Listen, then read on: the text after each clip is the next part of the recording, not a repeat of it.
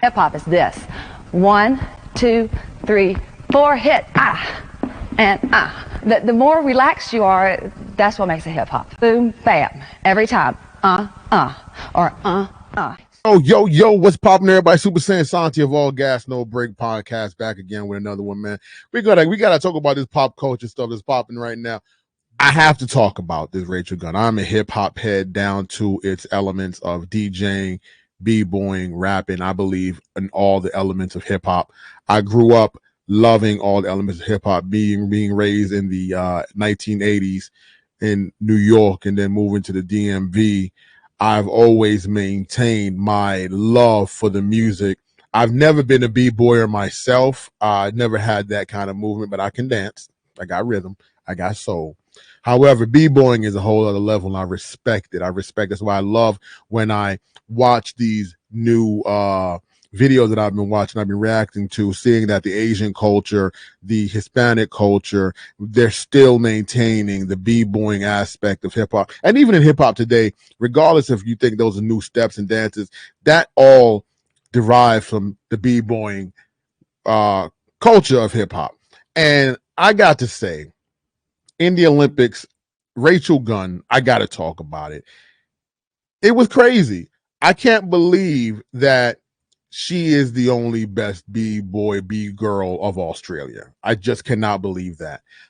There had to be some other representation. I understand that she's a professor. She has all the accolades that came along with it. But how did she qualify? So, right? Now, good luck. Did they qualify? Yes. Is it their thing? Yes. Did she write a doctoral thesis? Yes. Was it weird? Absolutely. Is it sexist to talk about it? No. Why does the Prime Minister have an opinion on the issue? The Olympics is about people participating in sport. That's a good thing. And RAYGUNN had a crack. Good on her. And a big shout out to her. That is in the Australian tradition of people having a go. She's had a go representing our country, and that's a good thing. No. Kids soccer is about participation, all right? The Olympic Games is something slightly different, Graham. I love Rachel, and I think that what has occurred on social media with trolls and keyboard warriors and taking those comments and giving them airtime has been really disappointing. Now, I don't want to tease anyone. I'm not here to tease a young lady. I'm just here to understand why in the Olympics, I feel like this is the grand stage of all athleticism. Would she be allowed to perform that? I mean, it just looked very disrespectful to the art of hip hop, the art of b-boying.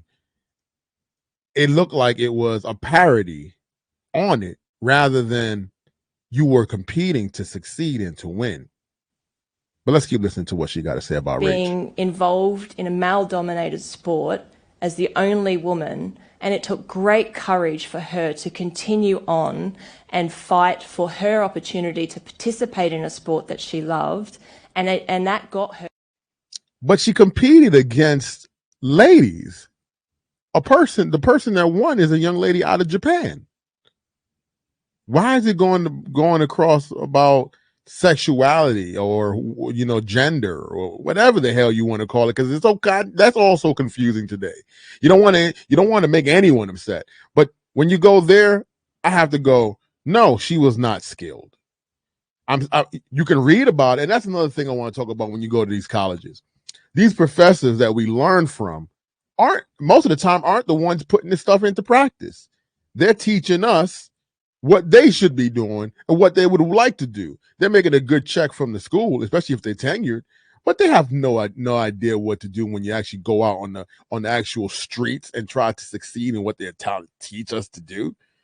Most of them never do. To winning the Olympic qualifying event to be here in Paris. She is the best breakdancer female that we have for Australia. Is that true, Australia? Is she honestly the best female breakdancer in Australia? Why do I find that so hard to believe? I cannot believe that. I just cannot. I just cannot. What we have had as women athletes has faced in terms of criticism, belittlement, judgment, criticism, and simple comments like they shouldn't be there. 100 years ago, leading into Paris 1924, Australia sent a team of 37 athletes. None were women. 100 years later, we have 256 women representing. I get all of that. And kudos to them for changing the game and stepping it up.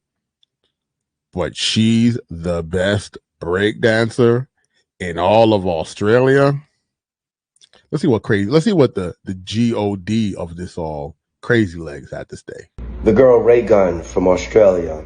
First, let me say, anyone on that stage is the decision and responsibility of the governing body or committee from each country.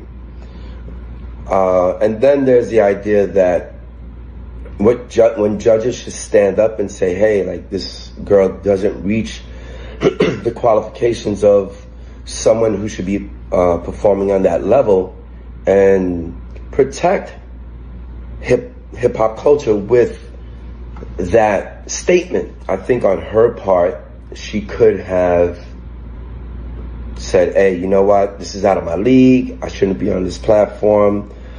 Or maybe Australia as a country should have said, hey, you know, girl, fall back on this one because you're not ready yet. And that's legit, and that's okay. Maybe in her mind, she's better than what she thinks, and that's something for her to work out on her own. Do I think she deserves the amount of criticism that she's getting? Nah. I also agree with that as well. I'm not here to drag this young lady or disrespect anyone. I believe in respect across the board, both ways. However, I do have to question, like he stated, the governing body on who allowed her to get there.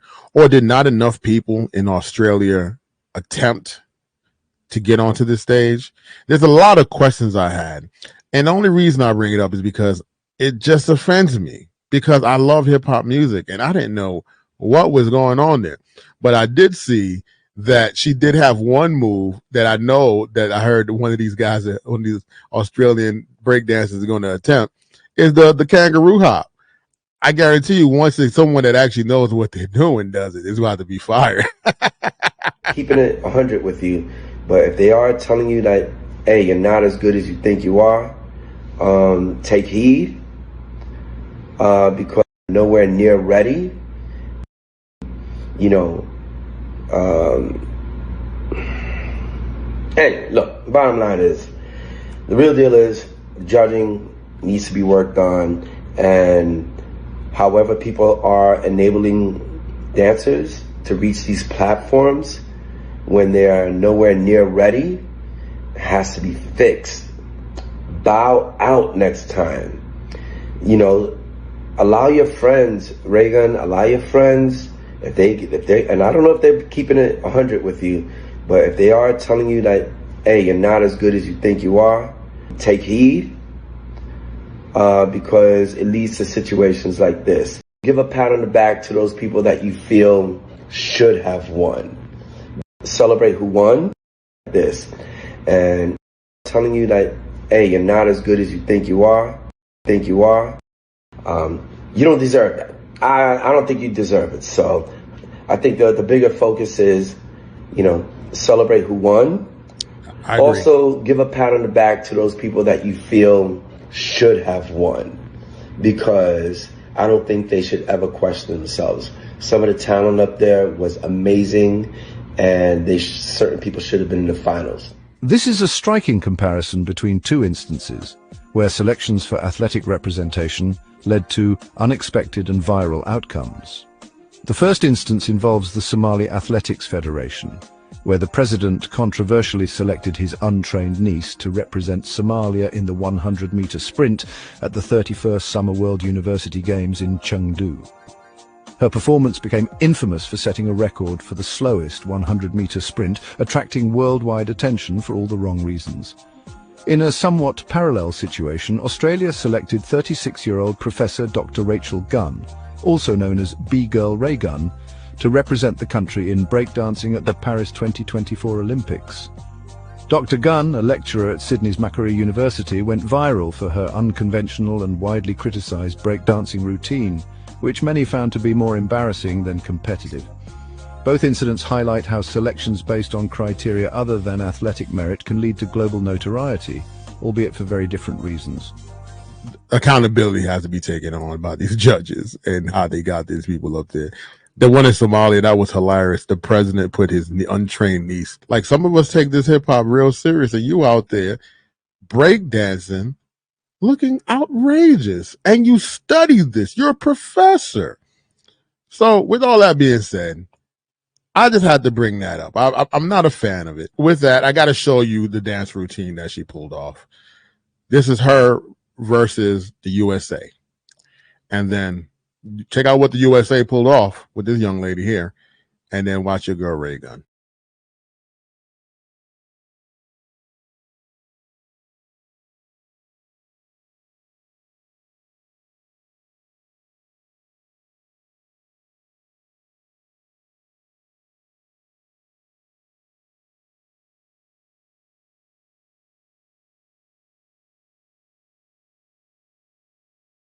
The crowd can't even believe. They're like, what in the world is going on right here? What I don't like about all of the attention that she's receiving, it took away from those who did deserve to win and those that did win.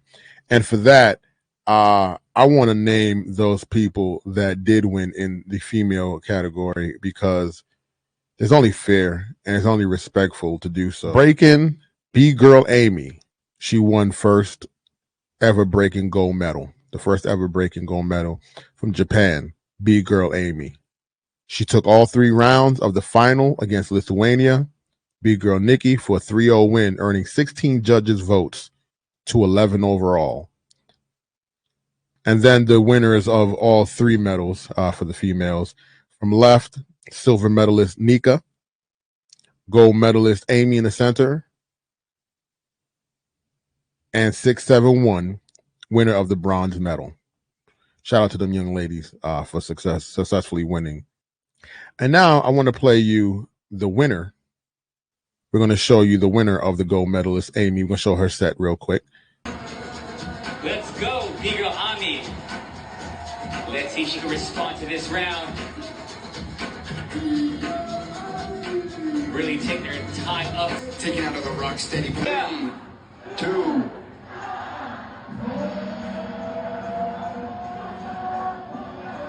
Ami round 1. Ami round 2. Japan takes the gold medal here at the Paris 2024 Olympics. Japan has made history. Ami has made history. I had to show that out of respect to the sport. Who won? Young lady was killing it. I got to give her respect where respect is due. But here she is now saying, you know, there was this little reel, a little meme that was out, how the haters ain't affecting her. And I give her respect for, you can't let the haters affect you. You did your best. If that was your best, it was your best. I don't hold you accountable. I hold the people accountable before you even get there. But she wanted to show that she got skills. Tell me what y'all think about this. You think she got skills?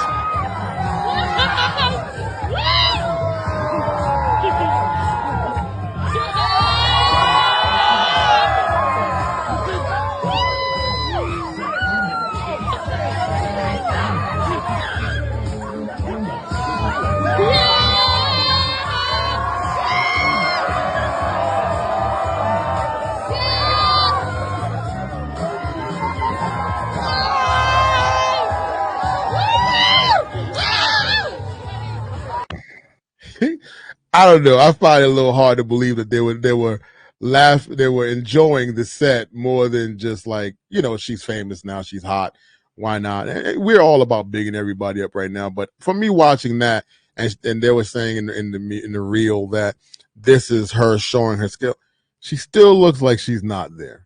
That's you having fun and just doing your thing outside. You don't got it. I don't believe you got it. I don't believe you have it. You may understand it. You may be able to teach it. You may be able to speak it. And I mean, verbally and through book. And, you know, that's great information. We need that. We need that type of information. I believe that is fantastic that you are a professor in it. But as far as being one that can actually perform the skill, you don't got it, girl. That's not there for you. You know, not yet. Practice, though. Apparently, I'm noticing here on some of the online stuff, right, that she's intentionally bad because it is an attempt to subvert the meritocracy, basically, and it is about making sure that, and I can hear, I'm just going to, well, okay, this is from her doctoral thesis. Our confession then opens up the space to consider the ethics of who can access and traverse hip-hop's hierarchies of authority. Because if we break down the model of authenticity further, I don't care. I don't care. What a wank. I don't care. Yo, so that was my take on it. What do you guys think? Let me know in the comments. Like, comment, subscribe down there. I appreciate everybody that's been tuning into the show. 095-24/7.